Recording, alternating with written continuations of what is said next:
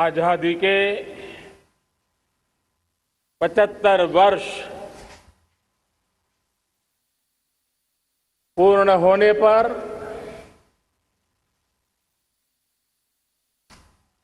देशवासियों को अनेक अनेक शुभकामनाएं, बहुत बहुत बधाई। न सिर्फ हिंदुस्तान का हर कोना, लेकिन दुनिया के हर कोने में आज किसी न किसी रूप में भारतीयों के द्वारा या भारत के प्रति अपार प्रेम रखने वालों के द्वारा विश्व के हर कोने में यह हमारा तिरंगा आन बान शान के साथ लहरा रहा है। मैं विश्व भर में फैले हुए भारत प्रेमियों को, भारतीयों को आजादी के इस अमृत महोत्सव की बहुत बहुत बधाई देता हूं। आज का ये दिवस ऐतिहासिक दिवस है। एक पुण्य पड़ाव, एक नई राह, एक नए संकल्प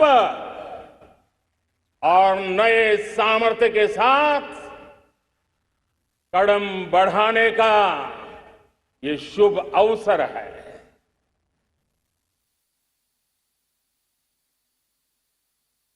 आजादी के जंग में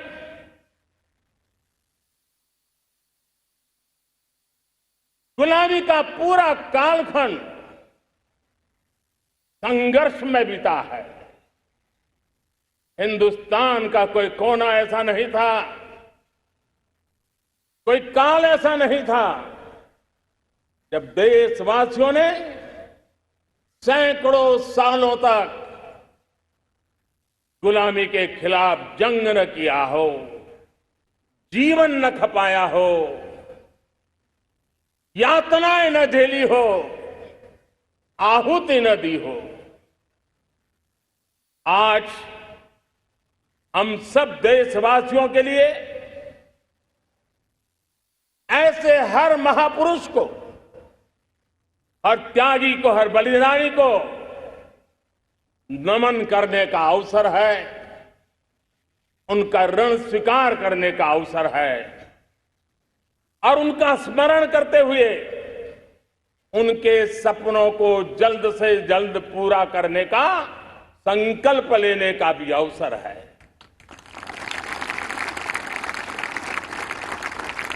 हम सभी देशवासी कृतज्ञ हैं पूज्य बापू के, नेताजी सुभाष चंद्र बोस के, बाबा साहब आंबेडकर के, वीर सावरकर के, जिन्होंने कर्तव्य पथ पर जीवन को खपा दिया।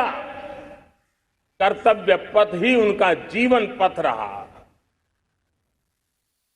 यह देश कृतज्ञ है मंगल पांडे, तात्या टोपे, भगत सिंह, सुखदेव, राजगुरु, चंद्रशेखर आजाद, अशफाक उल्लाह खान, राम प्रसाद बिस्मिल, अनगिनत ऐसे हमारे क्रांतिवीरों ने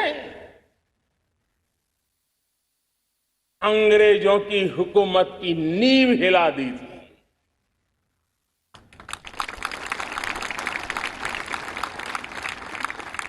यह राष्ट्र कृतज्ञ है उन वीरांगनाओं के लिए, रानी लक्ष्मीबाई हो, झलकारी बाई, दुर्गा भाभी, रानी गाइदिन्ल्यो, रानी चेन्नम्मा, बेगम हजरत महल, बेलून निचियार। भारत की नारी शक्ति क्या होती, भारत की नारी शक्ति का संकल्प क्या होता है, भारत की नारी त्याग और बलिदान की क्या पराकाष्ठा कर सकती है, वैसी अनगिनत वीरांगनाओं का स्मरण करते हुए हर हिंदुस्तानी गर्व से भर जाता है।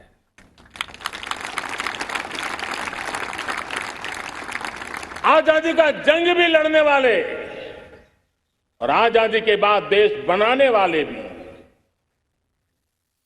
डॉक्टर राजेंद्र प्रसाद जी हो,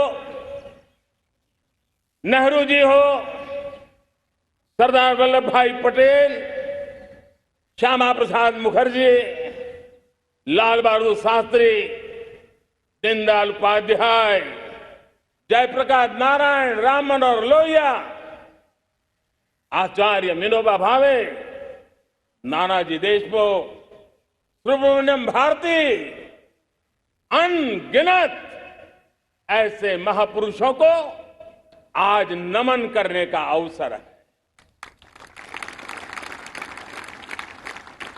जब आजादी के जंग की चर्चा करते हैं तो हम उन जंगलों में जीने वाले हमारे आदिवासी समाज का भी गौरव करना हम नहीं भूल सकते। भगवान बिरसा मुंडा, सिद्धो कान्हू, अल्लूरी सीताराम राजू, गोविंद गुरु, अनगिनत नाम है जिन्होंने आजादी के आंदोलन की आवाज बन करके दूर सुदूर जंगलों में भी मेरे आदिवासी भाई बहनों में, माताओं में, युवकों में मातृभूमि के लिए जीने मरने की प्रेरणा जगाई। ये देश का सौभाग्य रहा है कि आजादी के जंग के कई रूप रहे हैं और उसमें एक रूप वो भी था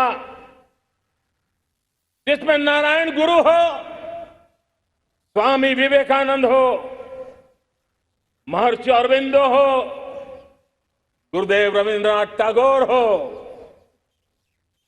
ऐसे अनेक महापुरुष हिंदुस्तान के हर कोने में, हर कान में भारत की चेतना को जगाते रहे, भारत को चेतनवंत बनाते रहे। अमृत महोत्सव के दौरान देश ने पूरे एक साल से हम देख रहे हैं, 2021 में दांडी यात्रा से प्रारंभ हुआ, स्मृति दिवस को संवारते हुए हिंदुस्तान के हर जिले में, हर कोने में देशवासियों ने आजादी के अमृत महोत्सव के लक्षावधि कार्यक्रम किए हैं। शायद इतिहास में इतना विशाल, व्यापक, लंबा एक ही मकसद का उत्सव मनाया गया हो, वो शायद पहली घटना हुई होगी। और हिंदुस्तान के हर कोने में उन सभी महापुरुषों को याद करने का प्रयास किया गया जिनको किसी न किसी कारणवश इतिहास में जगह न मिली या उनको भुला दिया गया था।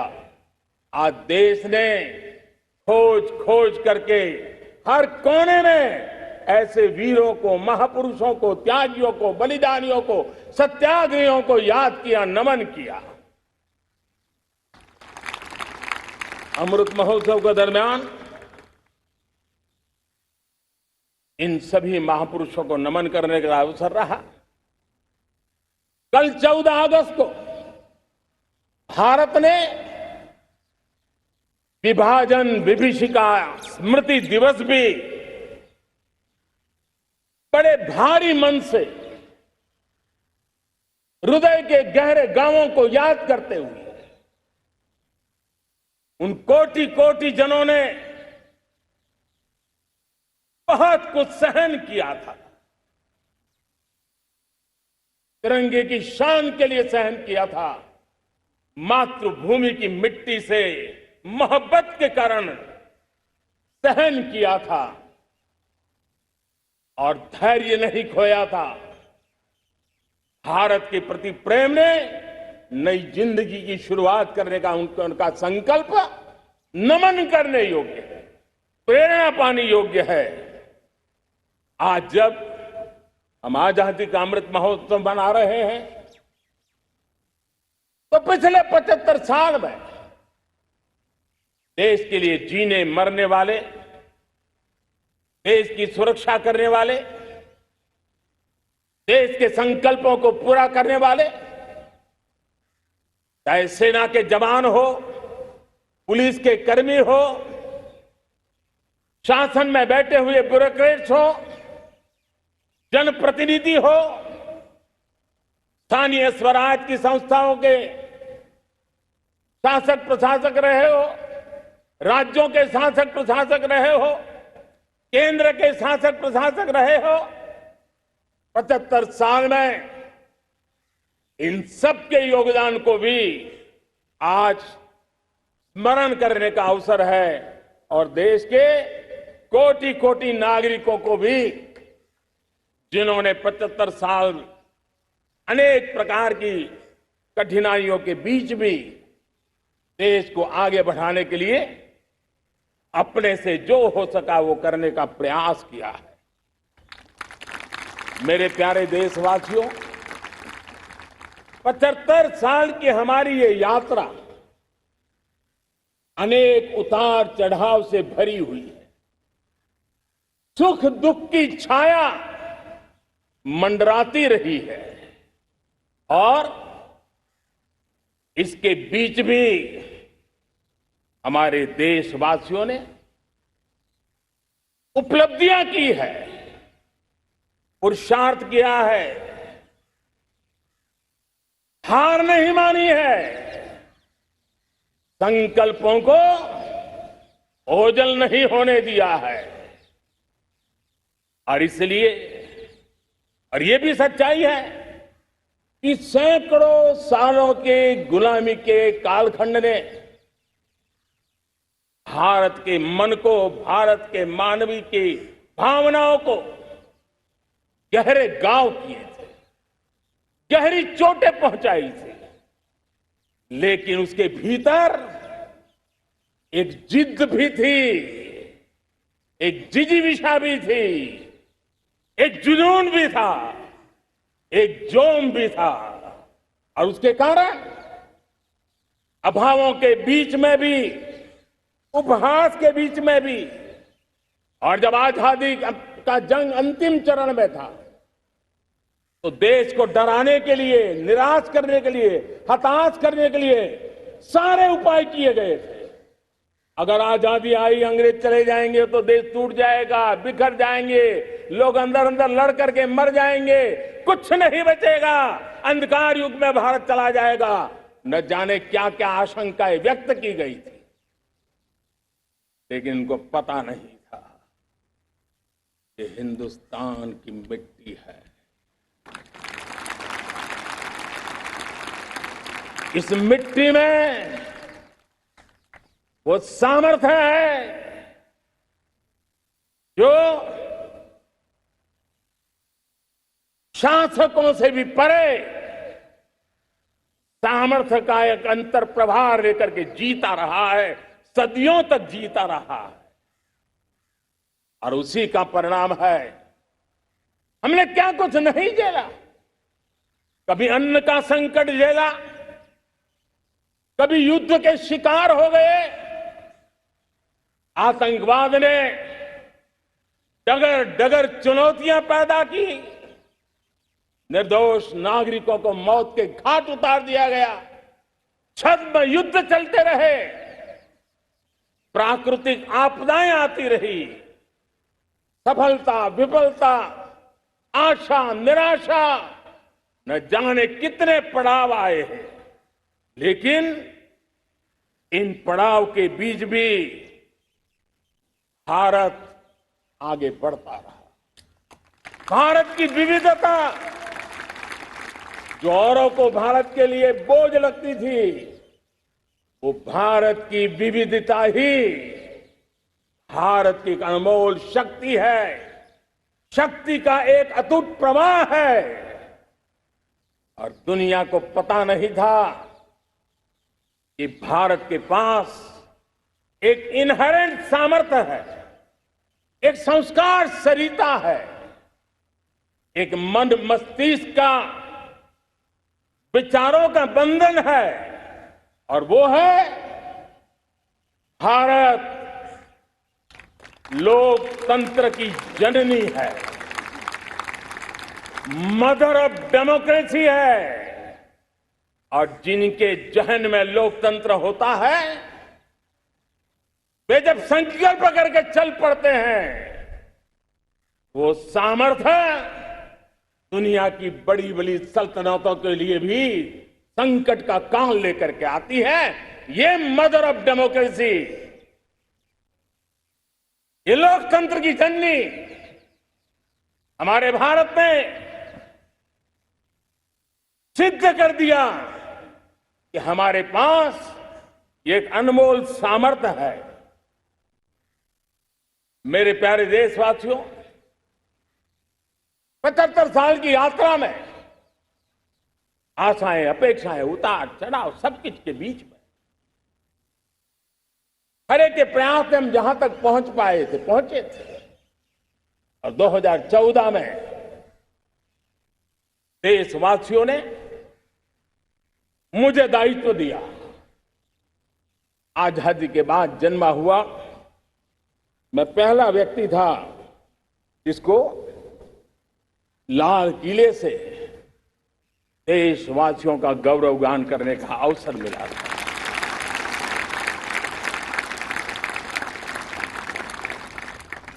लेकिन मेरे दिल में जो भी आप लोगों से सीखा हूं, जितना आप लोगों को जान पाया हूं मेरे देशवासियों, आपके सुख दुख को समझ पाया हूं, देश की आशा अपेक्षाओं के भीतर वो कौन सी आत्मा बसती है, उसको जितना मैं समझ पाया हूं, उसको लेकर के मैंने अपना पूरा कालखंड देश के उन लोगों को एम्पावर करने में खपाया। मेरे दलित हो, शोषित हो, पीड़ित हो, वंचित हो, आदिवासी हो, महिला हो, युवा हो, किसान हो, दिव्यांग हो, पूरब हो, पश्चिम हो, उत्तर हो, दक्षिण हो, समुद्र का तट हो, हिमालय की कंदराएं हो, हर कोने में महात्मा गांधी का जो सपना था आखिरी इंसान की चिंता करने का, महात्मा गांधी जी जो आकांक्षा थी अंतिम छोर पर बैठे हुए व्यक्ति को समर्थ बनाने की, मैंने अपने आप को उसके लिए समर्पित किया।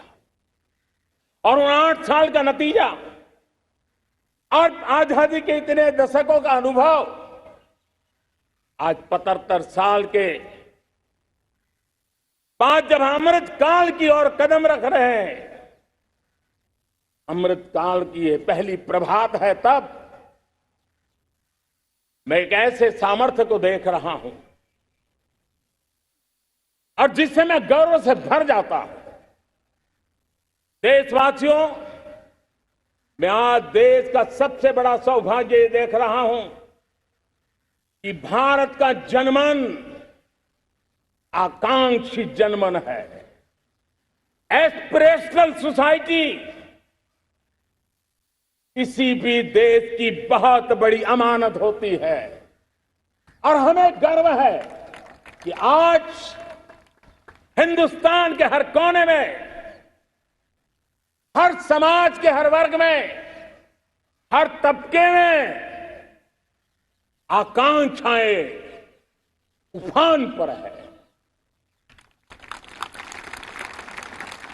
देश का हर नागरिक चीजें बदलना चाहता है, बदलते देखना चाहता है, लेकिन इंतजार करने को तैयार नहीं है, अपनी आंखों के सामने देखना चाहता है, कर्तव्य से जुड़ करके करना चाहता है, वो गति चाहता है, वो प्रगति चाहता है।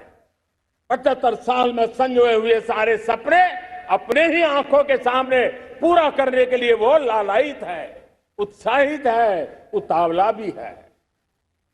कुछ लोगों को इसके कारण संकट हो सकता है, क्योंकि जब एस्पिरेशनल सोसाइटी होती है तब सरकारों को भी तलवार की धार पे चलना पड़ता है, सरकारों को भी समय के साथ दौड़ना पड़ता है।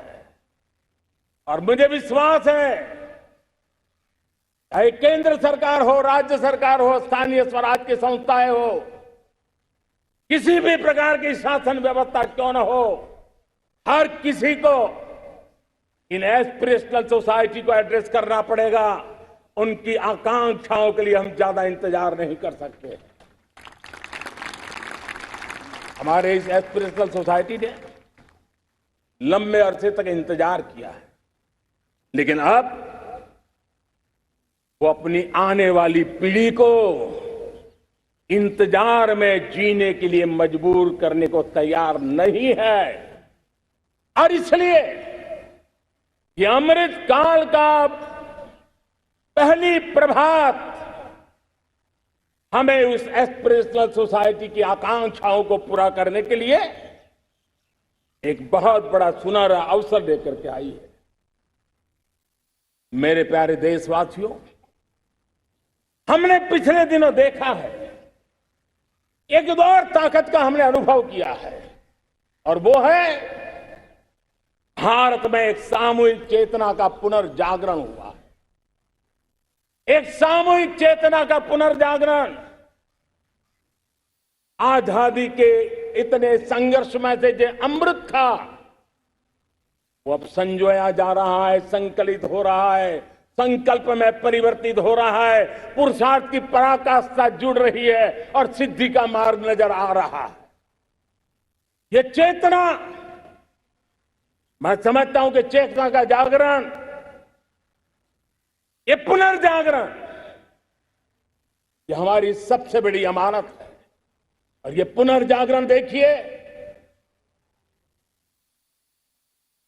10 अगस्त तक लोगों को पता तक नहीं होगा शायद देश के भीतर कौन सी ताकत है, लेकिन पिछले 3 दिन से इस प्रकार से तिरंगे झंडे को लेकर के, तिरंगा की यात्रा लेकर के देश चल पड़ा है। बड़े बड़े सोशलिस्ट, सोशल साइंस के एक्सपर्ट्स ये भी शायद कल्पना नहीं कर सकते कि मेरे भीतर के अंदर कितने, मेरे देश के भीतर कितना बड़ा सामर्थ्य है, एक तिरंगे झंडे ने दिखा दिया है। ये पुनर्चेतना, पुनर्जागरण का पल है।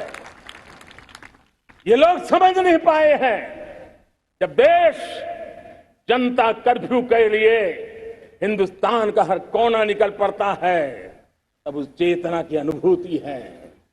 जब देश ताली थाली बजा करके कोरोना वॉरियर के साथ कंधे से कंधा मिला करके खड़ा हो जाता है, तब चेतना की अनुभूति होती है।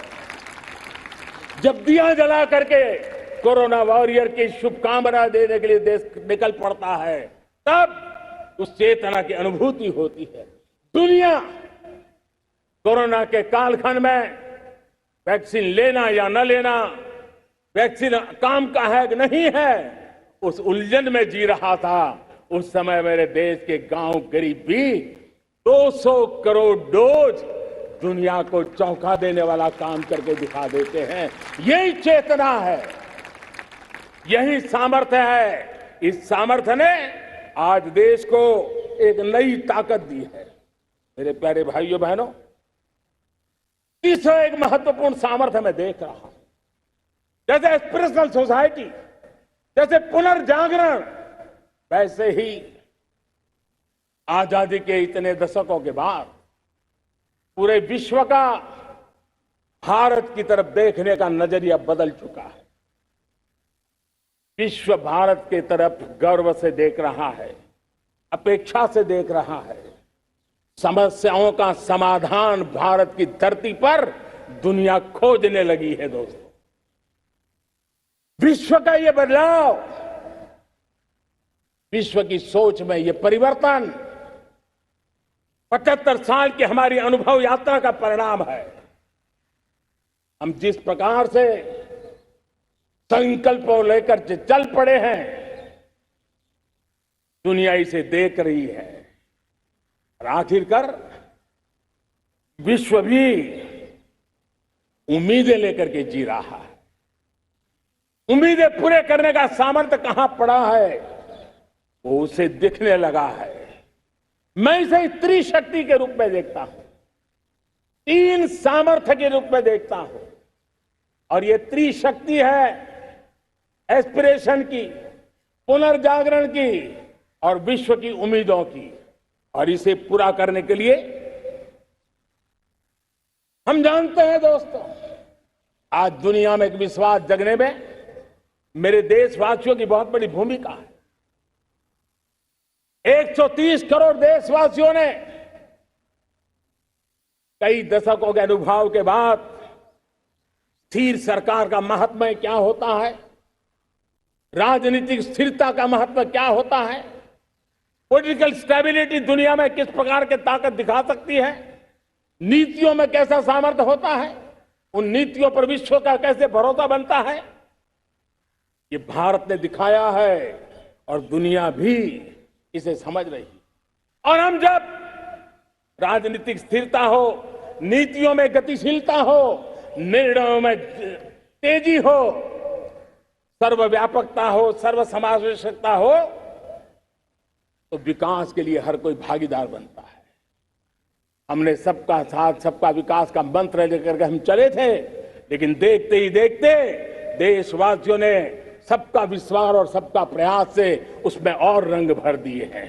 और इसलिए हमने देखा है हमारी सामूहिक शक्ति को, हमारे सामूहिक सामर्थ्य को हमने देखा है। आजादी का अमृत महोत्सव जिस प्रकार से बनाया गया, जिस प्रकार से हर जिले में 75 अमृत सरोवर बनाने का अभियान चल रहा है, गांव गांव के लोग जुड़ रहे हैं, कार सेवा कर रहे हैं, अपने प्रयत्नों से अपने गांव में जल संरक्षण के लिए बड़ा अभियान चला रहे हैं। और इसलिए भाइयों बहनों, चाहे स्वच्छता का अभियान हो, चाहे गरीबों के कल्याण का काम हो, देश आज पूरी शक्ति से आगे बढ़ रहा है। लेकिन भाइयों बहनों, हम लोग आजादी के अमृत काल में हमारी 75 साल की यात्रा को उसका गौरवगान करते रहेंगे, अपनी ही पीठ थपथपाते रहेंगे, तो हमारे सपने कहीं दूर चले जाएंगे। और इसलिए 75 साल का कालखंड कितना ही शानदार रहा हो, कितने ही संकटों वाला रहा हो, कितने ही चुनौतियों वाला रहा हो, कितने ही सपने अधूरे दिखते हो, उसके बावजूद भी आज जब हम अमृत काल में प्रवेश कर रहे हैं, अगले 25 वर्ष हमारे देश के लिए अत्यंत महत्वपूर्ण है। और इसलिए जब मैं आज मेरे सामने लाल किले पर से 130 करोड़ देशवासियों के सामर्थ्य का स्मरण करता हूं, उनके सपनों को देखता हूं, उनके संकल्पों की अनुभूति करता हूं, तो साथियों मुझे लगता है आने वाले 25 साल के लिए हमें उस 5 पंच प्राण पर अपनी शक्ति को केंद्रित करनी होगी, अपने संकल्पों को केंद्रित करना होगा, अपने सामर्थ्य को केंद्रित करना होगा। और हमें उन पंच प्राण को लेकर के 2047 जब आजादी के 100 साल होंगे, आजादी के दीवानों के सारे सपने पूरे करने का जिम्मा उठा करके चलना होगा। जब मैं पंच प्राण की बात करता हूं, तो पहला प्राण, अब देश बड़े संकल्प लेकर के ही चलेगा। बहुत बड़े संकल्प लेकर के चलना होगा और वो बड़ा संकल्प है विकसित भारत। अब उससे कुछ कम नहीं होना चाहिए। बड़ा संकल्प। दूसरा प्राण है किसी भी कोने में हमारे मन के भीतर, हमारे आदतों के भीतर गुलामी का एक भी अंश अगर भी अभी भी है तो उसको किसी भी हालत में बचने नहीं देना। अब 100% सैकड़ों साल की गुलामी ने जहां हमें जकड़ कर रखा है, हमारे मनोभाव को बांध करके रखा हुआ है, हमारी सोच में विकृतियां पैदा करके रखी है, हमें गुलामी की छोटी सी छोटी चीज भी कहीं नजर आती है, हमारे भीतर नजर आती है, हमारे आसपास नजर आती है, हमें उससे मुक्ति पानी ही होगी। ये हमारा दूसरी प्राण शक्ति है। तीसरी प्राण शक्ति, हमें हमारी विरासत पर गर्व होना चाहिए। हमारी विरासत के प्रति, क्योंकि यही विरासत है जिसने कभी भारत को स्वर्णिम काल दिया था, और यही विरासत है जो समय को अनुकूल परिवर्तन करने की आदत रखती है। यही विरासत है जो काल बाह्य छोड़ती रही है, नित्य नूतन स्वीकारती रही है। और इसलिए इस विरासत के प्रति हमें गर्व होना चाहिए। चौथा प्राण, वो भी उतना ही महत्वपूर्ण है, और वो है एकता और एकजुटता। 130 करोड़ देशवासियों में एकता, न कोई अपना न कोई पराया। एकता की ताकत एक भारत श्रेष्ठ भारत के सपनों के लिए हमारा चौथा प्राण है। और पांचवा प्राण है नागरिकों का कर्तव्य। नागरिकों का कर्तव्य जिसमें प्रधानमंत्री भी बाहर नहीं होता है, मुख्यमंत्री भी बाहर नहीं होता है, वो भी नागरिक है। नागरिकों का कर्तव्य, ये हमारे आने वाली 25 साल के सपनों को पूरा करने के लिए एक बहुत बड़ी प्राण शक्ति है। मेरे प्यारे देशवासियों, जब सपने बड़े होते हैं,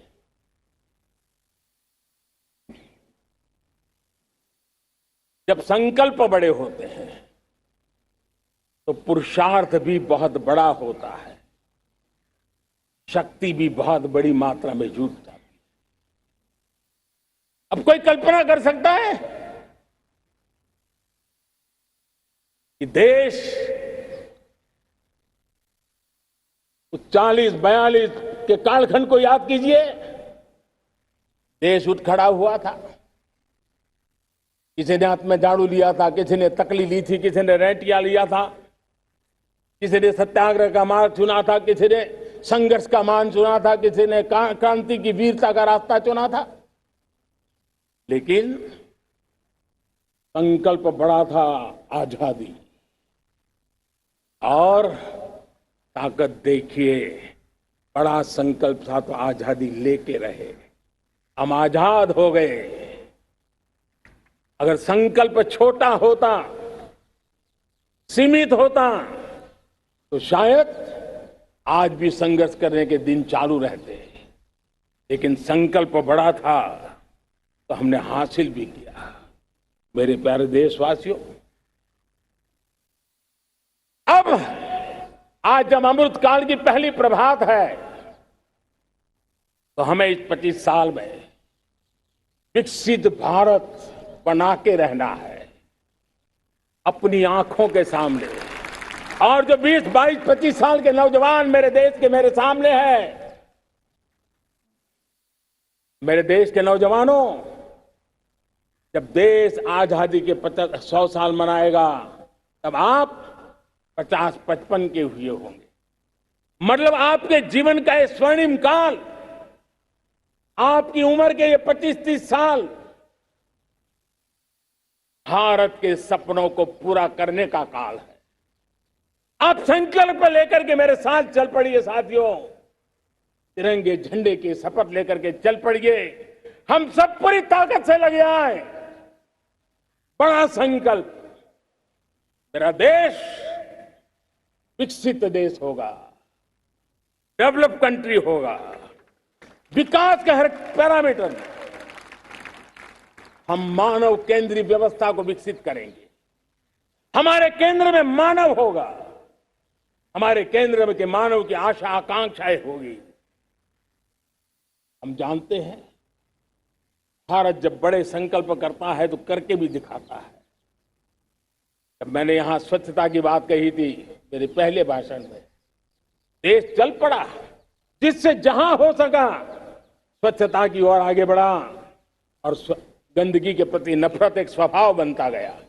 यही तो देश है जिसने इसको करके दिखाया है और कर भी रहा है, आगे भी कर रहा है। यही तो देश है जिसने वैक्सीनेशन, दुनिया दुविधा में थी, 200 करोड़ का लक्ष्य पार कर लिया, समय सीमा में कर लिया, पुराने सारे रिकॉर्ड तोड़ के कर लिया। ये देश कर सकता है। हमने तय किया था देश को, खाड़ी के तेल पर हम गुजारा करते हैं, झाड़ी के तेल की ओर कैसे बढ़े। 10% इथेनॉल ब्लेंडिंग का सपना बड़ा लगता था, पुराना इतिहास बताता था संभव नहीं है, लेकिन समय से पहले 10% इथेनॉल ब्लेंडिंग करके देश ने इस सपने को पूरा कर दिया। भाइयों बहनों, 2.5 करोड़ लोगों को इतने कम समय में बिजली कनेक्शन पहुंचाना छोटा काम नहीं था, देश ने करके दिखाया। लाखों परिवारों के घर में जल से नल, नल से जल, नल से जल पहुंचाने का काम आज देश तेज गति से कर रहा है। खुले में शौच से मुक्ति भारत के अंदर आज संभव हो पाया है।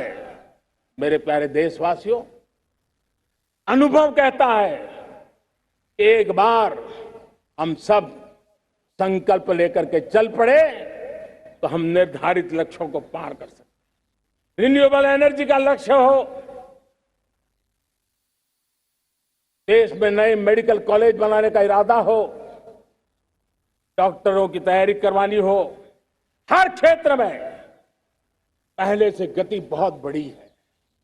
और इसलिए मैं कहता हूं अब आने वाले 25 साल बड़े संकल्प के हो। यही हमारा प्राण, वही हमारा प्रण भी होना चाहिए। दूसरी बात मैंने कही है, उस प्राण शक्ति की मैंने चर्चा की है कि गुलामी की मानसिकता। देश की सोचिए भाइयों, कब तक दुनिया हमें सर्टिफिकेट बांटती रहेगी? कब तक दुनिया के सर्टिफिकेट पर हम गुजारा करेंगे? क्या हम अपने मानक नहीं बनाएंगे? क्या 130 करोड़ का देश अपने मानकों को पार करने के लिए पुरुषार्थ नहीं कर सकता है? हमें किसी भी हालत में औरों के जैसा दिखने की कोशिश करने की जरूरत नहीं है। हम जैसे हैं वैसे, लेकिन सामर्थ्य के साथ खड़े होंगे, ये हमारा मिजाज होना चाहिए। हमें गुलामी से मुक्ति चाहिए। हमारे मन के भीतर, दूर दूर 7 समंदर के नीचे भी गुलामी का तत्व नहीं बच रहना चाहिए। और मैं आशा देखता हूं, जिस प्रकार से नई राष्ट्रीय शिक्षा नीति बनी है, जिस मंथन के साथ बनी है,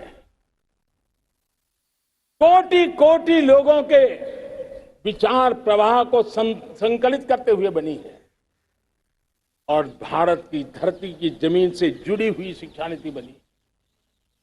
रसकस हमारी धरती के मिले हैं।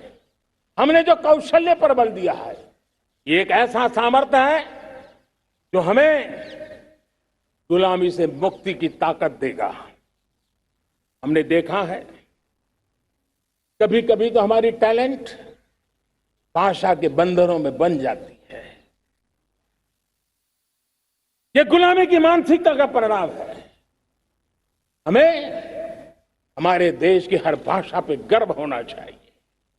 वो हमें भाषा आती हो या ना आती हो, लेकिन मेरे देश की भाषा है, मेरे पूर्वजों ने दुनिया को दी हुई ये भेंट सौगात है, हमें गर्व होना चाहिए।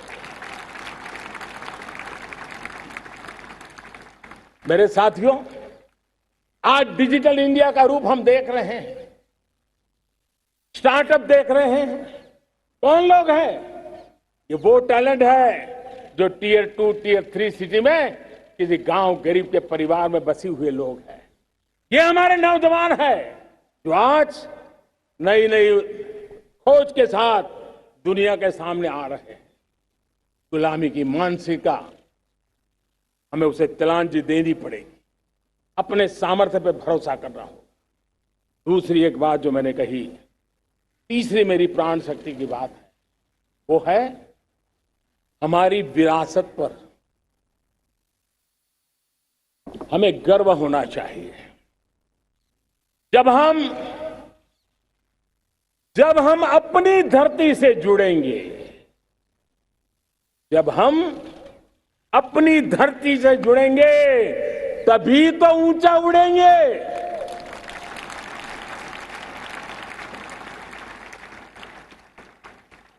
और जब हम ऊंचा उड़ेंगे तो हम विश्व को भी समाधान दे पाएंगे।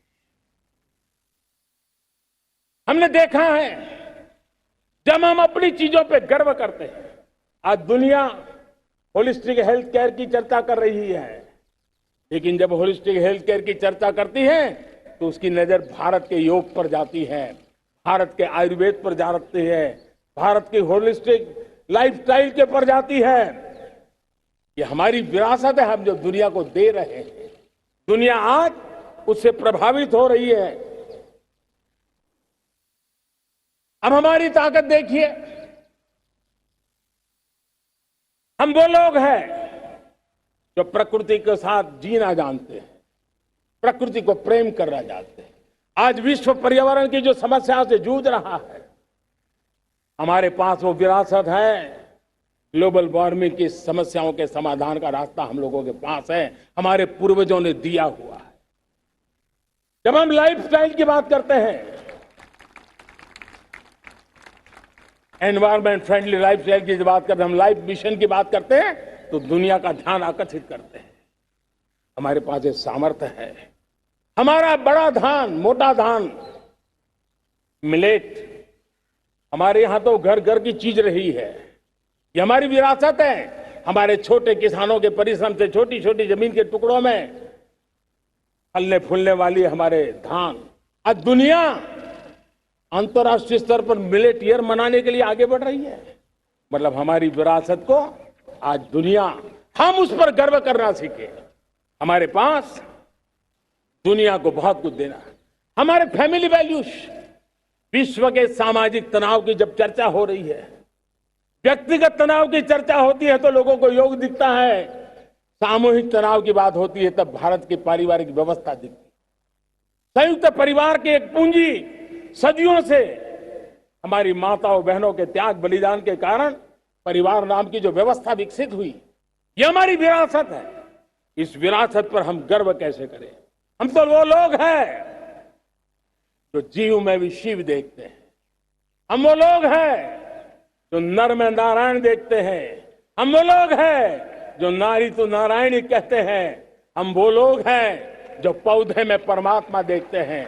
हम वो लोग हैं जो नदी को मां मानते हैं। हम वो लोग हैं जो हर कंकर में शंकर देखते हैं। यह हमारा सामर्थ्य है। हर नदी में मां का रूप देखते हैं। पर्यावरण की इतनी व्यापकता, विशालता, ये हमारा गौरव। हम विश्व के सामने जब खुद गर्व करेंगे तो दुनिया करेगी। भाइयों बहनों, हम वो लोग हैं जिसने दुनिया को वसुधैव कुटुंबकम का मंत्र दिया। हम वो लोग हैं जो दुनिया को कहते हैं एकम सत विप्रहा वदंती, आज जो होलियर देन दाव का जो संकट चल रहा है, तुझसे बड़ा मैं हूं, ये जो तनाव का कारण बना हुआ है, दुनिया को एकम सत विप्रादा बहुधा वदंती का ज्ञान देने वाली विरासत हमारे पास है। जो कहते हैं सत्य एक है, जानकार लोग उसको अलग अलग तरीके से कहते हैं, ये गौरव हमारा है। हम लोग हैं जो कहते हैं यत पिंडे तत् ब्रह्मांडे। कितनी बड़ी सोच है, जो ब्रह्मांड में है वो हर जीव मात्र में है। यत पिंडे तत् ब्रह्मांडे, ये कहने वाले हम लोग हैं। हम वो लोग हैं जितने दुनिया का कल्याण देखा है। हम जन कल्याण से जग कल्याण के राही रहे हैं। जन कल्याण से जग कल्याण की राह पर चलने वाले हम लोग जब दुनिया की कामना करते हैं तब कहते हैं सर्वे अपनी सुखिनो संतु सर्वे संतु निरामया। सबके सुख की बात, सबके आरोग्य की बात करना, ये हमारी विरासत है। और इसलिए हम बड़ी शान के साथ हमारी इस विरासत का गर्व करना सीखें। ये प्राण शक्ति है हमारी, जो हमें 25 साल के सपना पूरा करने के लिए जरूरी है। उसी प्रकार से मेरे प्यारे देशवासियों, एक और महत्वपूर्ण विषय है एकता, एकजुटता। इतने बड़े देश को, उसकी विविधता को हमें सेलिब्रेट करना है। इतने पंथ परंपराएं, ये हमारे आन बान शान है। कोई नीचा नहीं, कोई ऊंचा नहीं है, सब बराबर है। कोई मेरा नहीं, कोई पराया नहीं, सब अपने हैं। ये भाव एकता के लिए बहुत जरूरी है। घर में भी एकता की नींव तभी रखी जाती है जब बेटे बेटी एक समान हो। अगर बेटे बेटी एक समान नहीं होंगे तो एकता के मंत्र नहीं गूंज सकते। जेंडर इक्वलिटी हमारी एकता के लिए पहली शर्त। जब हम एकता की बात करते हैं, अगर हमारे एक ही पैरामीटर हो, एक ही मानदंड हो, जिस मानदंड को हम कहें इंडिया फर्स्ट, मैं जो कुछ भी कर रहा हूं, जो भी सोच रहा हूं, जो बोल रहा हूं, इंडिया फर्स्ट के अनुकूल है, एकता का रास्ता खुल जाएगा। दोस्त, हमें एकता से बांधने का वो मंत्र है, हमें इसको पकड़ना है। मुझे पूरा विश्वास है कि हम समाज के अंदर ऊंच नीच के भेदभावों से, मेरे तेरे के भेदभावों से हम सब की पुजारी बने। श्रमेव जयते कहते हैं हम, श्रमिक का सम्मान, ये हमारा स्वभाव होना चाहिए। लेकिन भाइयों बहनों, मैं लाल किले से मेरी एक पीड़ा और कहना चाहता हूं। ये दर्द मैं कह बिना नहीं रह सकता। मैं जानता हूं कि शायद लाल किले का विषय नहीं हो सकता, लेकिन मेरे भीतर का दर्द मैं कहां कहूंगा। देशवासियों के सामने नहीं कहूंगा तो कहां कहूंगा। और वो है किसी न किसी कारण से हमारे अंदर एक ऐसी विकृति आई है, हमारी बोलचाल में, हमारे व्यवहार में, हमारे कुछ शब्दों में, हम नारी का अपमान करते हैं।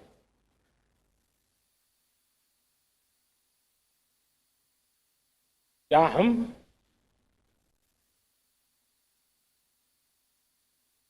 स्वभाव से, संस्कार से, रोजमर्रा की जिंदगी में नारी को अपमानित करने वाली हर बात से मुक्ति का संकल्प ले सकते हैं?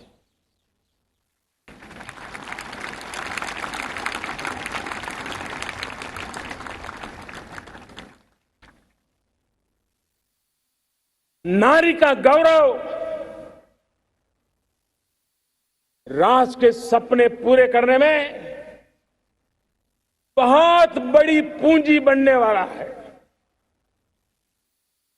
ये सामर्थ्य मैं देख रहा हूं और इसलिए मैं इस बात का आग्रही हूं।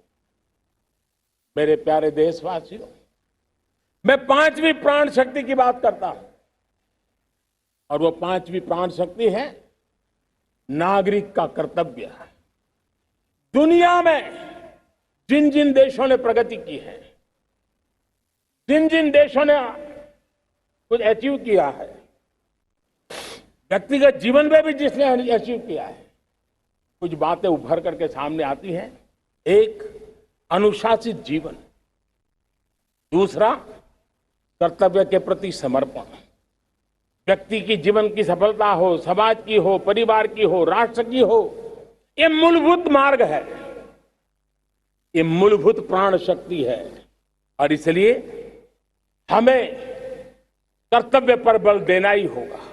यह शासन का काम है कि बिजली 24 घंटे पहुंचाने के लिए प्रयास करे, लेकिन ये नागरिक का कर्तव्य है कि जितनी ज्यादा यूनिट बिजली बचा सकते बचाएं। हर खेत में पानी पहुंचाना सरकार की जिम्मेवारी है, सरकार का प्रयास है, लेकिन पर ड्रॉप मोर क्रॉप, पानी बचाते हुए आगे बढ़ना, मेरे हर खेत से आवाज उठनी चाहिए।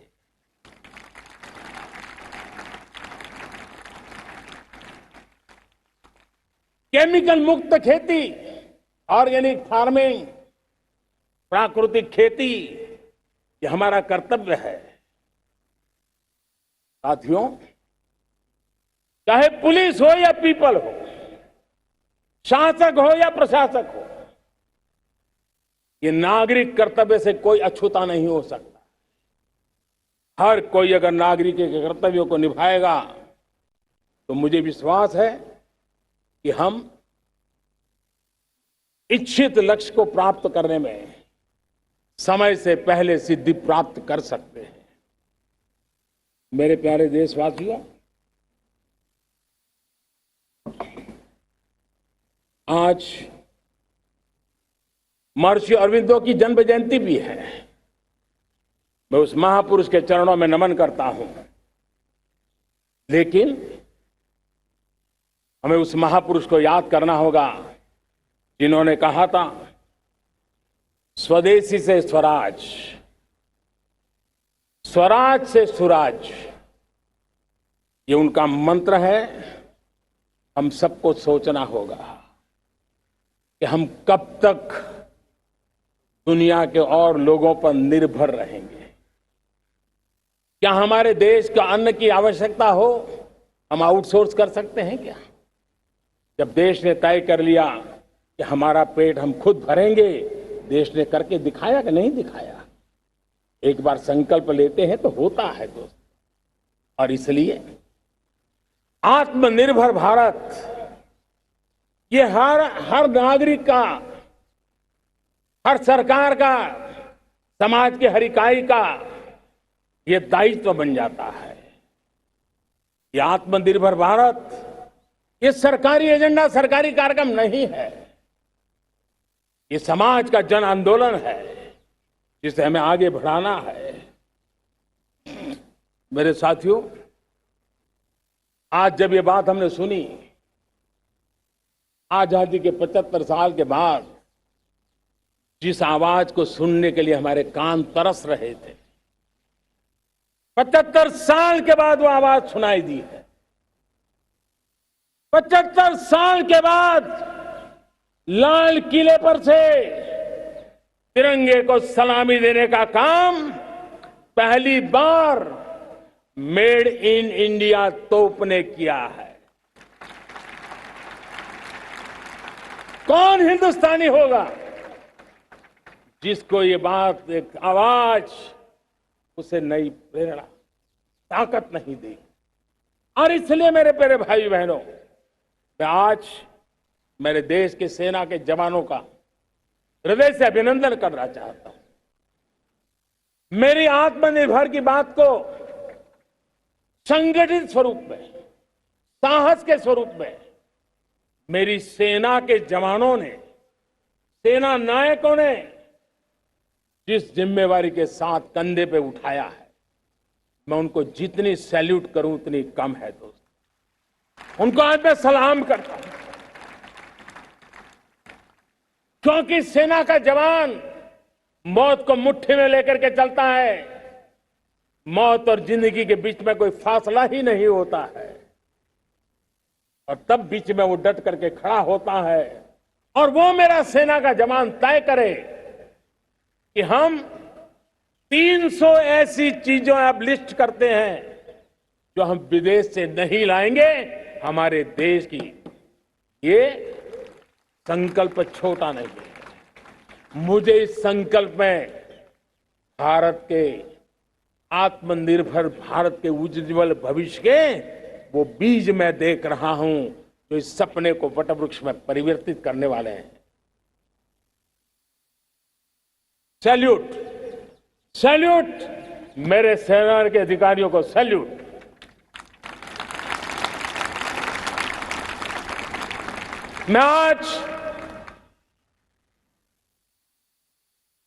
मैं मेरे छोटे छोटे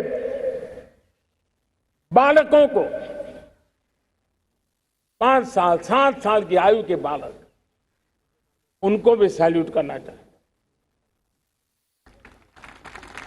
उनको भी सलाम करना चाहता।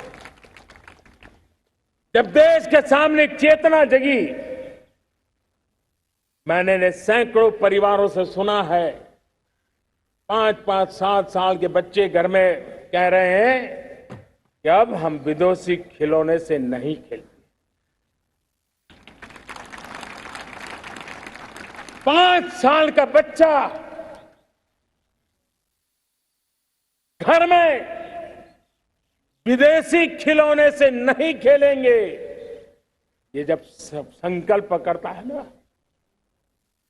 तब आत्मनिर्भर भारत उसकी रगों में दौड़ता है।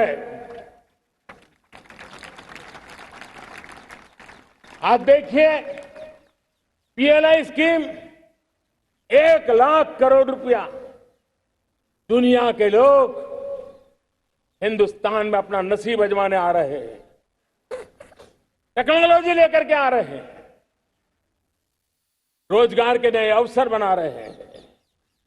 भारत मैन्युफैक्चरिंग हब बनता जा रहा है, आत्मनिर्भर भारत की बुनियाद बना रहा है। आज इलेक्ट्रॉनिक गुड्स मैन्युफैक्चरिंग हो, मोबाइल फोन का मैन्युफैक्चरिंग हो, आज देश बहुत तेजी से प्रगति कर रहा है। जब हमारा ब्रह्मोस दुनिया में जाता है, कौन हिंदुस्तानी होगा जिसका मन आसमान को न छूता होगा। दोस्तों, आज हमारी मेट्रो कोचेज, हमारी वंदे भारत ट्रेन विश्व के लिए आकर्षण बन रहा है। मेरे प्यारे देशवासियों, हमें आत्मनिर्भर बनना है हमारे एनर्जी सेक्टर में। हम कब तक एनर्जी के सेक्टर में किसी और पर डिपेंडेंट रहेंगे? और हमें सोलार का क्षेत्र हो, विंड एनर्जी का क्षेत्र हो, रिन्यूएबल के और भी जो रास्ते हो, मिशन हाइड्रोजन हो, बायोफ्यूल की कोशिश हो, इलेक्ट्रिक व्हीकल पर जाने की बात हो, हमें आत्मनिर्भर बन करके इन व्यवस्थाओं को आगे बढ़ाना होगा। मेरे प्यारे देशवासियों, आज प्राकृतिक खेती भी आत्मनिर्भर का एक मार्ग है। फर्टिलाइजर से जितनी ज्यादा मुक्ति, आज देश में नैनो फर्टिलाइजर के कारखाने की नई आशा लेकर के आए हैं। लेकिन प्राकृतिक खेती, केमिकल फ्री खेती आत्मनिर्भर को ताकत दे सकती है। आज देश में रोजगार के क्षेत्र में ग्रीन जॉब के नए नए क्षेत्र बहुत तेजी से खुल रहे हैं। भारत ने नीतियों के द्वारा स्पेस को खोल दिया है। ड्रोन की बहुत दुनिया में सबसे प्रगतिशील पॉलिसी लेकर के आए हैं। हमने देश के नौजवानों के लिए नए द्वार खोल दिए हैं। मेरे प्यारे भाइयों बहनों, मैं प्राइवेट सेक्टर को भी आह्वान करता हूं, आइए हमें विश्व में छा जाना है। आत्मनिर्भर भारत का यह भी सपना है कि दुनिया को भी जो आवश्यकताएं हैं उसको पूरा करने में भारत पीछे नहीं जाएगा। हमारे लघु उद्योग हो, सूक्ष्म उद्योग हो, कुटीर उद्योग हो, जीरो डिफेक्ट जीरो इफेक्ट, हमें उस करके हमें दुनिया में जाना होगा। हमें स्वदेशी पर गर्व करना होगा। मेरे प्यारे देशवासियों, हम बार बार लाल बहादुर शास्त्री जी को याद करते हैं। जय जवान जय किसान का उनका मंत्र आज भी देश के लिए प्रेरणा है। बाद में अटल बिहारी वाजपेयी जी ने जय विज्ञान कह करके उसमें एक कड़ी जोड़ दी थी और देश ने उसको प्राथमिकता दी थी। लेकिन अब अमृतकाल के लिए एक और अनिवार्यता है और वो है जय अनुसंधान। जय जवान जय किसान जय विज्ञान जय अनुसंधान, इनोवेशन। और मुझे मेरे देश की युवा पीढ़ी में भरोसा है, इनोवेशन की ताकत देखिए। आज हमारा यूपीआई भीम, हमारा डिजिटल पेमेंट, फिनटेक की दुनिया में हमारा स्थान, आज विश्व में रियल टाइम 40% अगर डिजिटल फाइनेंशियल का ट्रांजैक्शन होता है तो मेरे देश में हो रहा है। हिंदुस्तान ने ये करके दिखाया है। मेरे प्यारे देशवासियों, अब हम 5G के दौर की ओर कदम रख रहे हैं। बहुत दूर इंतजार नहीं करना होगा, हम कदम मिलाने वाले हैं। हम ऑप्टिकल फाइबर गांव-गांव में पहुंचा रहे हैं। डिजिटल इंडिया का सपना गांव से गुजरेगा, ये मुझे पूरी जानकारी है। आज मुझे खुशी है, हिंदुस्तान के 4 लाख कॉमन सर्विस सेंटर्स गांवों में विकसित हो रहे हैं। गांव के नौजवान बेटे बेटियां कॉमन सर्विस सेंटर चला रही हैं। देश गर्व कर सकता है कि गांव के क्षेत्र में 4 लाख डिजिटल एंटरप्रेन्योर का तैयार होना और सारी सेवाएं लोग, गांव के लोग उनके यहां लेने के लिए आदी बन जाए, ये अपने आप में टेक्नोलॉजी हब बनने की भारत की जो ताकत है।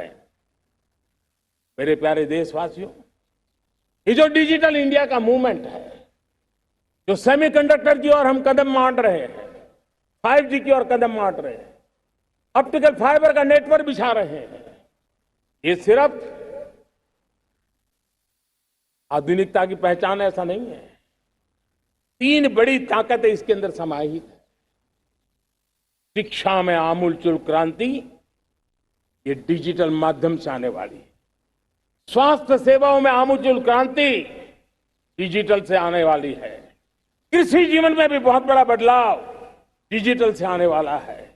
एक नया विश्व तैयार हो रहा है। भारत उसे आगे बढ़ाने के लिए, और मैं साफ देख रहा हूं दोस्तों, ये डेकेड मानव जात के लिए डेकेड का समय है, टेक्नोलॉजी का डेकेड है।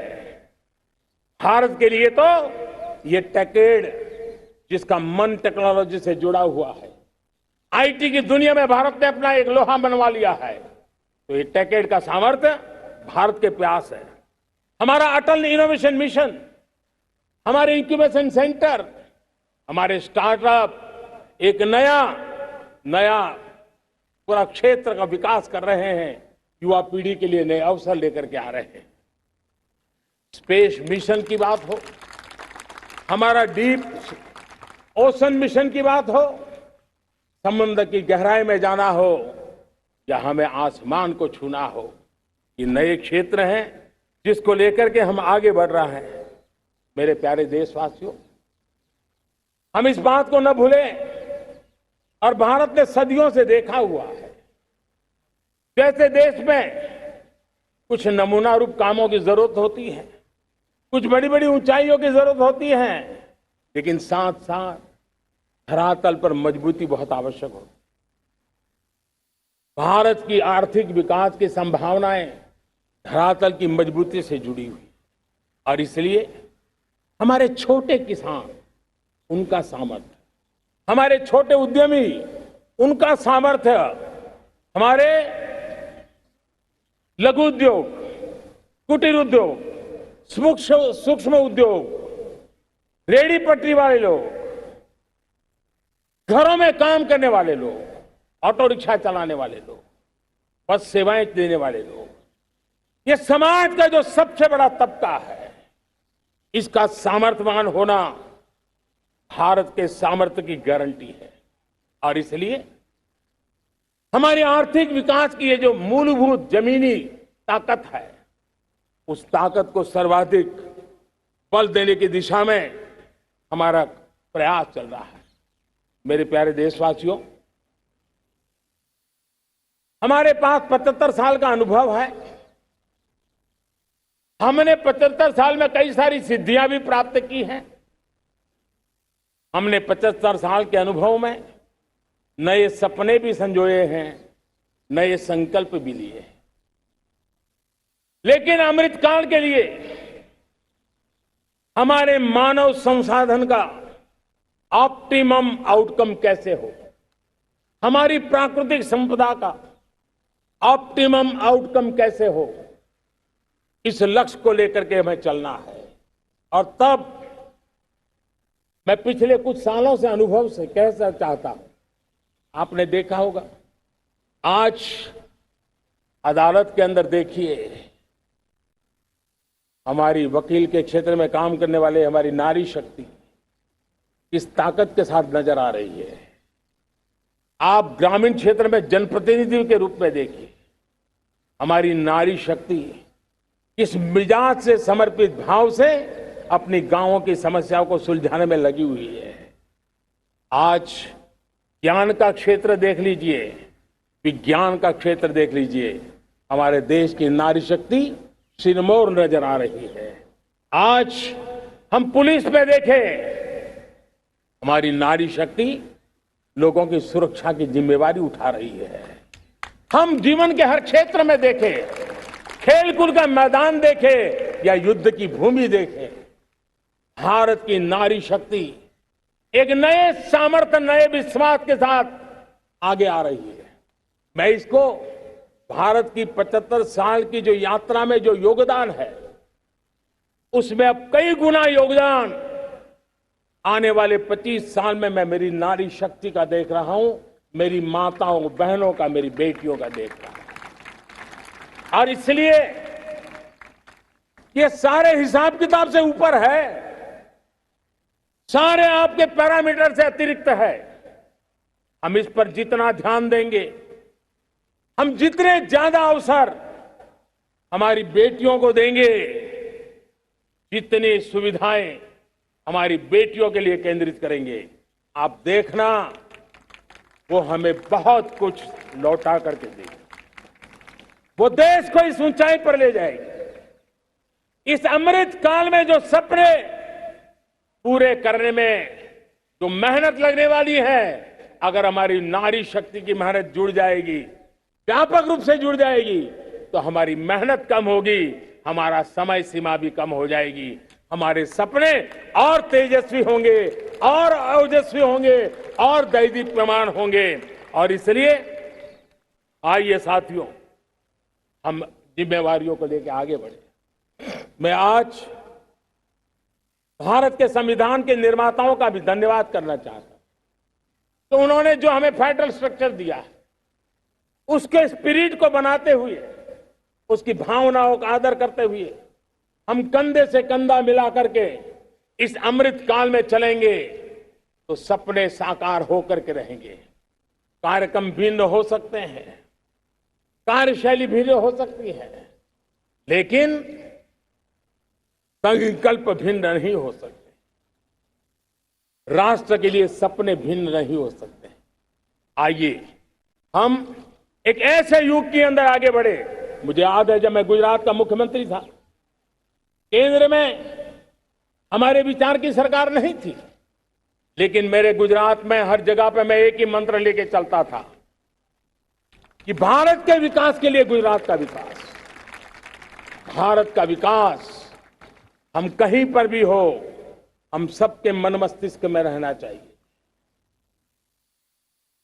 हमारे देश के कई राज्य हैं जिन्होंने देश को आगे बढ़ाने में बहुत भूमिका अदा की है, नेतृत्व किया है, कई क्षेत्रों में उदाहरण काम किए हैं। ये हमारे फेडरलिज्म को ताकत देते हैं। लेकिन आज समय की मांग है कि हमें कोऑपरेटिव फेडरलिज्म के साथ साथ कोऑपरेटिव कॉम्पिटिटिव फेडरलिज्म की जरूरत है। हमें विकास की स्पर्धा की जरूरत है। हर राज्य को लगना चाहिए वो राज्य आगे निकल गया, मैं इतनी मेहनत करूंगा, मैं आगे निकल जाऊंगा। उसने ये 10 अच्छे काम किए हैं, मैं 15 अच्छे काम करके दिखाऊंगा। उसने 3 साल में पूरा किया है, मैं 2 साल में करके दिखाऊंगा। हमारे राज्यों के बीच में, हमारी सर्विस, सरकार की सभी इकाइयों के बीच में वो स्पर्धा का वातावरण चाहिए जो हमें विकास की नई ऊंचाइयों पर ले जाने के लिए प्रयास करे। मेरे प्यारे देशवासियों, इस 25 वर्ष का अमृतकाल के लिए जब हम चर्चा करते हैं, तब मैं जानता हूं चुनौतियां अनेक है, मर्यादाएं अनेक हैं, मुसीबतें भी है, बहुत कुछ है। हम इसको कम नहीं आंकते हैं, रास्ते खोजते हैं, लगातार कोशिश कर रहे हैं। लेकिन 2 विषयों को तो मैं यहां आज चर्चा करना चाहता हूं। चर्चा अनेक विषयों पर हो सकती है, लेकिन मैं अभी समय की सीमा के कारण 2 विषयों पर चर्चा करता हूं। और मैं मानता हूं हमारे इन सारी चुनौतियों को कारण, विकृतियों के कारण, बीमारियों के कारण इस 25 साल का अमृतकाल, उस पर शायद अगर हमने समय रहते नहीं चेते, समय रहते समाधान नहीं किए, तो वो ये विकराल रूप ले सकते हैं। और इसलिए मैं सबकी चर्चा न करते हुए 2 पर जरूर चर्चा करना चाहता हूं। एक है भ्रष्टाचार,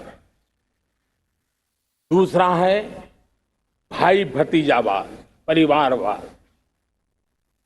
भारत जैसे लोकतंत्र में जहां लोग गरीबी से जूझ रहे हैं, जब एक तरफ से देखते हैं, एक तरफ वो लोग हैं जिनके पास रहने के लिए जगह नहीं है, दूसरी पर वो तरह लोग हैं जिनको अपना चोरी किया हुआ माल रखने के लिए जगह नहीं है। ये स्थिति अच्छी नहीं है। और इसलिए हमें भ्रष्टाचार के खिलाफ पूरी ताकत से लड़ना है। पिछले 8 वर्षों में डायरेक्ट बेनिफिट ट्रांसफर के द्वारा, आधार, मोबाइल, इन सारे आधुनिक व्यवस्थाओं का उपयोग करते हुए 2 लाख करोड़ रुपए जो गलत हाथों में जाते थे, उसको बचा करके देश की भलाई के लिए काम लगाने में हम सफल हुए। जो लोग पिछली सरकारों में बैंकों को लूट लूट करके भाग गए, उनकी संपत्तियां जब्त कर करके वापस लाने की कोशिश कर रहे हैं। कईयों को जेलों में जीने के लिए मजबूर करके रखा हुआ है। हमारी कोशिश है जिन्होंने देश को लूटा है उनको लौटाना पड़े, वो स्थिति हम पैदा करेंगे। भाइयों बहनों, अब भ्रष्टाचार के खिलाफ मैं साफ देख रहा हूं कि हम एक निर्णायक कालखंड में कदम रख रहे हैं। बड़े बड़े चमरबंदी भी बच नहीं पाएंगे। इस मिजाज के साथ भ्रष्टाचार के खिलाफ एक निर्णायक कालखंड में अब हिंदुस्तान कदम रख रहा है। और मैं लाल किले की प्राचीर से बड़ी जिम्मेवारी के साथ कह रहा हूं। और इसलिए भाइयों बहनों, भ्रष्टाचार दीमक की तरह देश को खोखला कर रहा है। मुझे इसके खिलाफ लड़ाई लड़नी है, लड़ाई को तेज करना है, निर्णायक मोड़ पे लेकर के ही जाना है। तब मेरे 130 करोड़ देशवासी, आप मुझे आशीर्वाद दीजिए, आप मेरा साथ दीजिए। मैं आज आपसे साथ मांगने आया, आपका सहयोग मांगने आया हूं, ताकि मैं इस लड़ाई को लड़ पाऊं, इस लड़ाई को देश जीत पाए और सामान्य नागरिक की जिंदगी भ्रष्टाचार ने तबाह करके रखी हुई है। मैं मेरे इन सामान्य नागरिक की जिंदगी को फिर से शान बान शान के लिए जीने के लिए रास्ता बनाना चाहता हूं। और इसलिए मेरे प्यारे देशवासियों, ये चिंता का विषय है कि आज देश में भ्रष्टाचार के प्रति नफरत तो दिखती है, व्यक्त भी होती हैं, लेकिन कभी कभी भ्रष्टाचारियों के प्रति उदारता बरती जाती है। किसी भी देश में ये शोभा नहीं देगा। और कई लोग तो इतनी बेशर्मी तक चले जाते हैं कि कोर्ट में सजा हो चुकी हो, भ्रष्टाचारी सिद्ध हो चुका हो, जेल जाना तय हो चुका हो, जेल गुजार रहे हो, उसके बावजूद भी उनका महिमा मंडन करने में लगे रहते हैं, उनकी शान शौकत में लगे रहते हैं, उनकी प्रतिष्ठा बनाने में लगे रहते हैं। अगर जब तक समाज में गंदगी के प्रति नफरत नहीं होती है, स्वच्छता की चेतना जगती नहीं है। जब तक भ्रष्टाचार और भ्रष्टाचारी के प्रति नफरत का भाव पैदा नहीं होता है, सामाजिक रूप से उसको नीचा देखने के लिए मजबूर नहीं करते, तब तक एक मानसिकता खत्म होने वाली नहीं है। और इसलिए भ्रष्टाचार के प्रति भी और भ्रष्टाचारियों के प्रति भी हमें बहुत जागरूक होने की जरूरत है। दूसरी एक चर्चा मैं करना चाहता हूं, भाई भतीजावाद। और जब मैं भाई भतीजावाद, परिवारवाद की बात करता हूं तो लोगों को लगता है मैं सिर्फ राजनीतिक क्षेत्र की बात करता हूं। जी नहीं, दुर्भाग्य से राजनीतिक क्षेत्र की उस बुराई ने हिंदुस्तान की हर संस्थाओं में परिवारवाद को पोषित कर दिया है। परिवारवाद हमारी अनेक संस्थाओं को अपने में लपेटे हुए है और उसके कारण मेरे देश की टैलेंट को नुकसान होता है, मेरे देश के सामर्थ्य को नुकसान होता है। जिनके पास अवसर की संभावनाएं हैं, वो परिवारवाद, भाई भतीजे के बाद बाहर रह जाता है।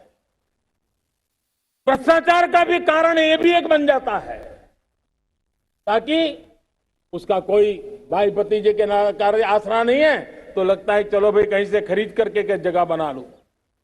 इस परिवारवाद से, भाई भतीजावाद से हमें हर संस्थाओं में एक नफरत पैदा करनी पड़ी होगी, जागरूकता पैदा करनी होगी, तब हम हमारी संस्थाओं को बचा पाएंगे। संस्थाओं के उज्जवल भविष्य के लिए बहुत आवश्यक है।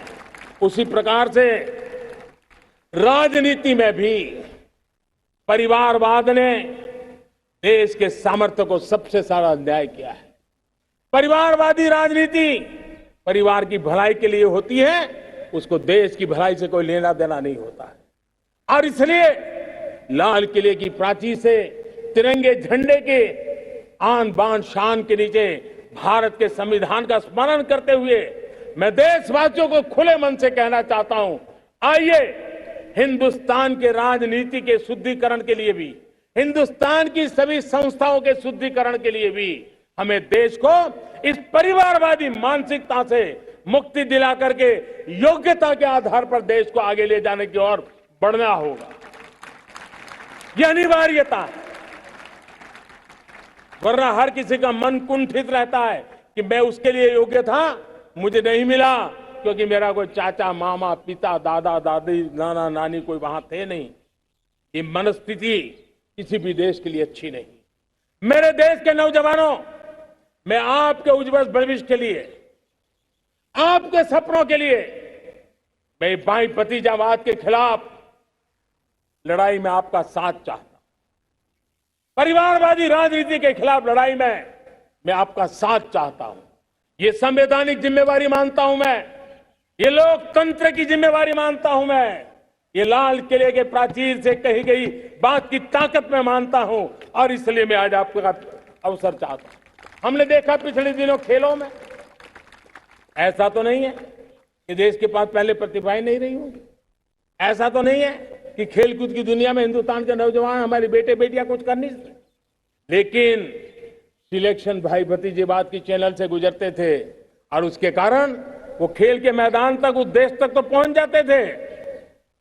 जीत हार से उन्हें लेना देना नहीं था, लेकिन जब ट्रांसपेरेंसी आई, योग्यता के आधार पर खिलाड़ियों का चयन होने लगा, पूर्ण पारदर्शिता से खेल के मैदान में सामर्थ्य का सम्मान होने लगा, आज देखिए दुनिया में खेल के मैदान में भारत का तिरंगा फहरता है, भारत का राष्ट्रगान गाया जाता है, गर्व होता है और परिवारवाद से मुक्ति होती है, भाई भतीजावाद से मुक्ति होती है, तो ये नतीजे आते हैं। मेरे प्यारे देशवासियों, ये ठीक है, चुनौतियां बहुत हैं। अगर इस देश के सामने करोड़ों संकट है तो करोड़ों समाधान भी है, और मेरा 130 करोड़ देशवासियों पर भरोसा है। 130 करोड़ देशवासी निर्धारित लक्ष्य के साथ, संकल्प के प्रति समर्पण के साथ, जब 130 करोड़ देशवासी एक कदम आगे रखते हैं ना, तो हिंदुस्तान 130 करोड़ कदम आगे बढ़ जाता है। इस सामर्थ्य को लेकर के हमने आगे बढ़ना है। इस अमृत काल में, जब ये अमृत काल की पहली बेला है, पहली प्रभात है, हमें आने वाले 25 साल को एक पल भी भूलना नहीं है। एक एक दिन, समय का प्रत्येक क्षण, जीवन का प्रत्येक कण मातृभूमि के लिए जीना, और तभी आजादी के दीवानों को हमारी सच्ची श्रद्धांजलि होगी। तभी 75 साल तक देश को यहां तक पहुंचाने में जिन जिन लोगों ने योगदान किया, उनका पुण्य स्मरण हमें काम आएगा। मैं देशवासियों से आग्रह करते हुए, नई संभावनाओं को संजोते हुए, नए संकल्पों को पार करते हुए, आगे बढ़ने का विश्वास लेकर के आज अमृत काल का आरंभ करते हैं। आजादी का अमृत महोत्सव अब अमृत काल की दिशा में पलट चुका है, आगे बढ़ चुका है। तब इस अमृत काल में सबका प्रयास अनिवार्य है, सबका प्रयास ही परिणाम लाने वाला है। टीम इंडिया की भावना ही देश को आगे बढ़ने वाली है। 130 करोड़ देशवासियों की ये टीम इंडिया एक टीम के रूप में आगे बढ़ करके सारे सपनों को साकार करेंगी। इसी पूरे विश्वास के साथ मेरे साथ बोलिए, जय हिंद, जय हिंद, जय हिंद, भारत माता की, भारत माता की, भारत माता की, वंदे वंदे वंदे। बहुत बहुत धन्यवाद।